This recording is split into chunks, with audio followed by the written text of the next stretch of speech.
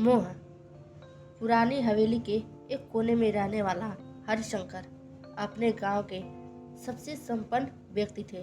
उनकी संपत्ति और वैभव के चर्चे पूरे क्षेत्र में होते थे, लेकिन हरिशंकर का मन हमेशा अशांत रहता था।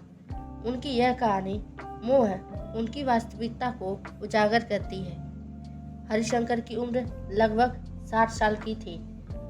उनके पास सैकड़ों बीघा जमीन, बड़े बड़े मकान और नौकर चाकरों की फौज थी, लेकिन उनका सबसे बड़ा मोह उनकी संपत्ति और उसके अधिकार को लेकर था।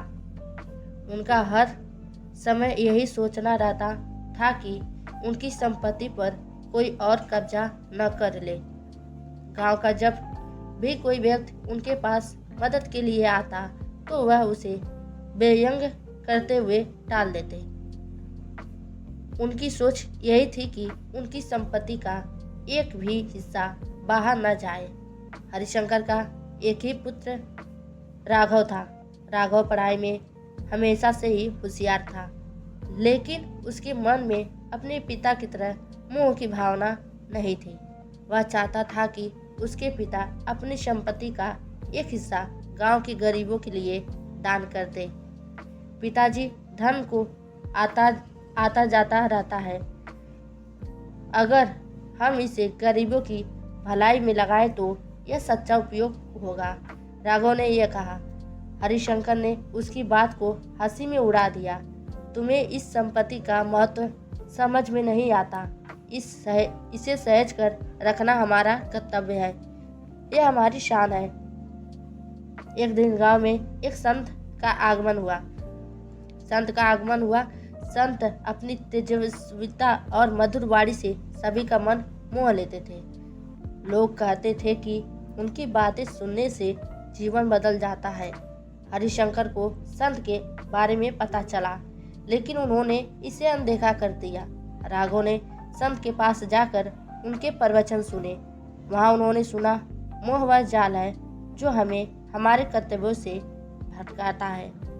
असली सुख दूसरों की भलाई में है, न कि अपनी वस्तुओं को सहेजने में। राघव ने संत को अपने घर बुलाने का प्रस्ताव रखा। संत ने हरिशंकर से मिलकर कहा, आपके पास अपार संपत्ति है, लेकिन क्या आपको इससे सच्चा सुख दिया? हरिशंकर बोले, सुख तो है, लेकिन इसे खोने का डर हमेशा सताता रहता है। संत मुस्कुराए और बोले, आपका मोह ही आपके डर का कारण है। धन को बांटने में जो सुख है वह सहेजने में नहीं। हरिशंकर को संत की बातें चुभने लगी। संत की बातों ने हरिशंकर के मन को झकझोर दिया। उन्होंने अपने पुत्र और गांव वालों को बुलाया। उन्होंने घोषणा की, मैं अपनी संपत्ति का एक हिस्सा गांव की भलाई के लिए दान करता हूँ। आज से मैं मोह का त्याग करूँगा। गांव में खुशी की लहर दौड़ गई। हरिशंकर ने पहली बार अपने जीवन में सच्चे सुख का अनुभव किया। शिक्षा, मोह हमें केवल स्थायी सुख देता है, जबकि दूसरों की भलाई में सच्चा सुख छिपा है।